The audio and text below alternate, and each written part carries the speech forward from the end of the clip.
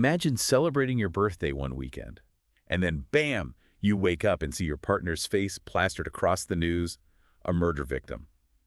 That's exactly what happened to Villan Burrell in Wichita. Yeah, it's a chilling case, a calculated hit that still has people talking. Exactly, and today we're going deep on the murder of James Winston III, a cold case that has haunted Wichita for years. Wow.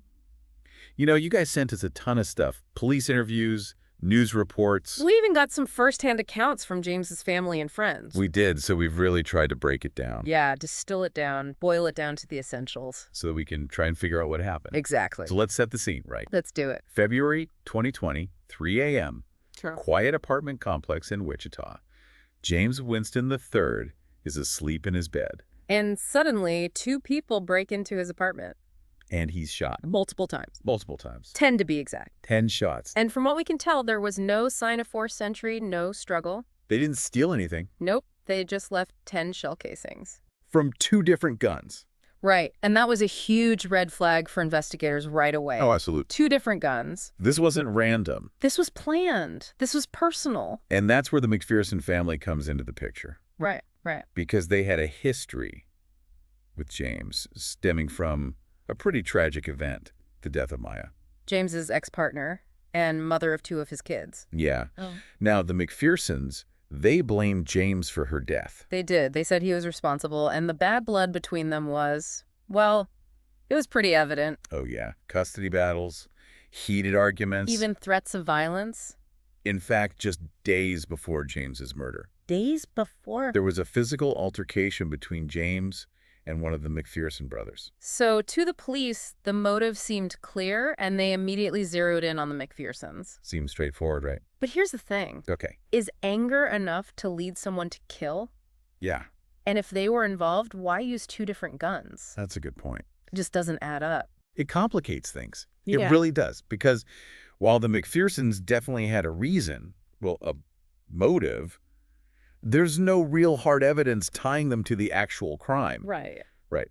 And here's where we start to hear a very different perspective on James. Different side of the story. Because his friends, his family, they paint this picture of a guy who'd really turned his life around. Yeah, they said he was determined to be better, to be a better dad to his 6 kids. They talk about how he'd overcome substance abuse issues. Got a steady job, things were looking up for him. So it's hard to square that image Of the good guy. with the brutality of his murder. It is.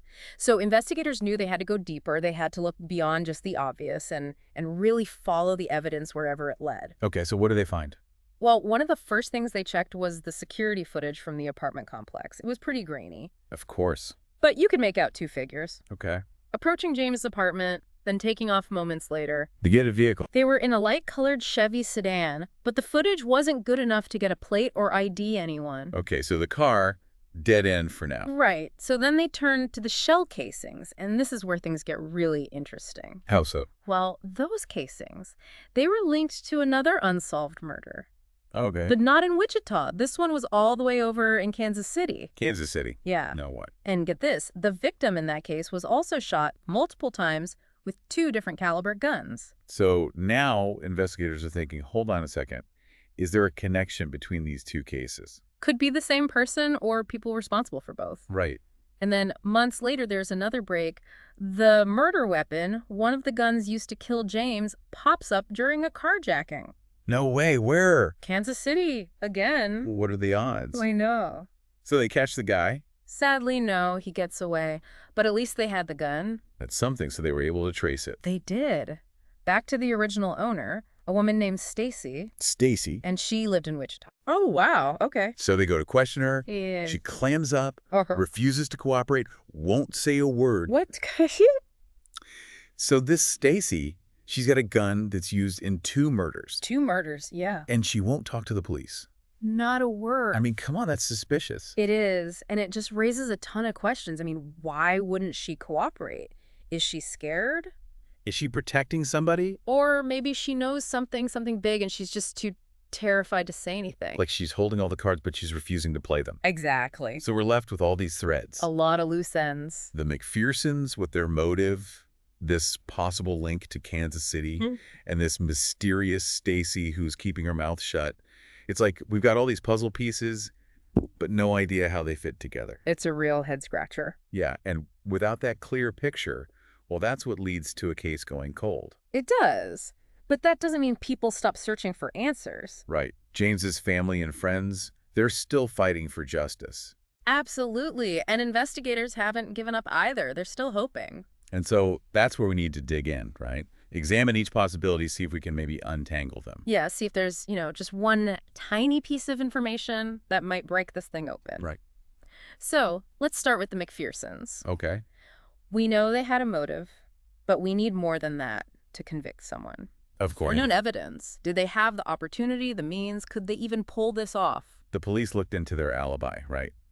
For the night of the murder. They did, but it was flimsy at best. They said they were at home, but nobody could confirm that. Right, so there's that. But there's another thing that bothers me about their possible involvement. If they were so set on seeing James dead, why go through all the trouble of getting two guns? Making it look like, a professional hit. That's a great point. I mean, wouldn't it be easier and maybe even more satisfying to confront him directly? Right, like a crime of passion. Yeah. Where you just, let their anger out. Exactly. This was too calculated. It was. 10 shots from two guns. It just seems excessive even for revenge. It does, so maybe we're just barking up the wrong tree. What do you mean? What if James's past is more complicated than we think? Okay. We know he was involved with drugs before, some petty crime, before he turned his life around. Right. So maybe there's something from back then that came back to haunt him. Okay, like what? Maybe somebody he crossed, a debt he owed. Yeah. We just don't know. So maybe there's someone out there, somebody we haven't even considered, who wanted James dead for reasons that have nothing to do with Maya's overdose or the McPhersons. It's possible. And then, of course, there's Stacy. Ah, Stacy. Still a mystery. The biggest one in this case? I mean, why would she refuse to talk to the police? Yeah, is she afraid of someone? Is she covering for somebody? Or maybe she knows something and she's just too scared to say anything. It's like she's holding all the cards, but she refuses to show them. Okay, she bought that gun legally, but it ends up being used in not one, but two murders. The murders. I mean, how can she be completely innocent? How can she not know anything? Maybe she got mixed up with the wrong crowd. Maybe she was tricked into buying the gun. Yeah. Without knowing what it was going to be used for. Okay, but if that's true, why not tell the police everything? Yeah, why not just come clean? Wouldn't that be the best way to, clear her name? It would, unless, of course, she's involved in something much bigger. Okay. Something she can't get out of. Something dangerous. Very dangerous. And that's I think, the most unsettling part of this case. Is Stacy just a victim of circumstance? Just a pawn in this game? Or is she playing too? Yeah. Does she know more than she's letting on? Does she hold the key to the truth about what happened to James? And as we go through all this, while we try to put this whole puzzle together, we have to remember that this isn't just a case. This is about a man, James Winston III, a father, a brother, a friend. And that's what makes this so tough. Because it's not just about finding a solution. It's about getting justice for a man who was taken too soon. And a family who deserves answers. Exactly. In the next part, we'll hear from those who knew and loved James, their stories, their memories, and how they're still fighting to see justice done. It's easy to get lost in the details of a case like this, Yeah, the evidence, the theories. All the twists and turns. It's a real puzzle. But we can't lose sight of the fact that this is about a man, James Winston III, a father, a brother, A son, a friend to many. And that's what makes it so tragic, right? Because this isn't just about solving a mystery. It's about finding justice for a life that was cut way too short. A family that's left with so many questions and so much pain. Absolutely. We had the chance to talk to James's sister, Danielle. Oh, yeah. And she shared some really powerful memories of her brother. She talked about how close they were, especially growing up. He was always looking out for her, always there to make her laugh. Sounds like they had a special bond. They did. And, she was honest about the struggles he faced, his addiction, some of the mistakes that he made. But she also wanted to make it clear that he was trying to be better, to be a better man, especially for his kids. It's a shame he never got the chance. And she said something that really stayed with me. She said, he was finally becoming the man he was always meant to be. Wow, that's powerful. And it's that, that potential that makes his death even harder to take. I bet. Velon, James's partner when he was killed, she echoed a lot of the same sentiments. She talked about what a kind soul he was, always putting others ahead of himself. And she told us this story about how he once gave money to a little boy in Walmart who was upset because he couldn't afford a toy he wanted. Aw, that's really sweet. And it's those little things, those glimpses into his character that remind us who James really was, beyond the headlines and all the theories. A man behind the mystery. Exactly. And it's those memories that are helping his loved ones through this as they try to heal, to grieve. But Danielle also told us how she can't stop thinking about who killed her brother. She wonders if it's someone she knows, That would be awful. someone she's even talked to. It's a thought that just haunts her. I can only imagine. And then there are James's 6 kids, Right. growing up without their dad.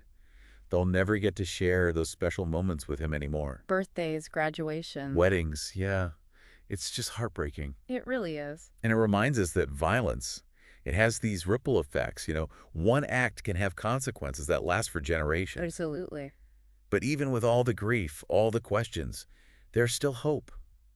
The lead investigator on the case, Detective Chisholm, he hasn't given up. That's good to hear. He still believes that someone out there knows something, that they hold the key to finding out what really happened to James. And he's still working on it. Still chasing down every lead. Yeah. And that's where we can help as a community. We need to keep James's story alive, talk about it, share it, encourage anyone with information to step forward. Because even the smallest detail could make all the difference. Right. So if you know anything about the murder of James Winston III, even if you think it's not important, please contact the Wichita Police Department. Your call could bring peace to a family that's hurting and help ensure that those responsible are finally brought to justice. Couldn't agree more.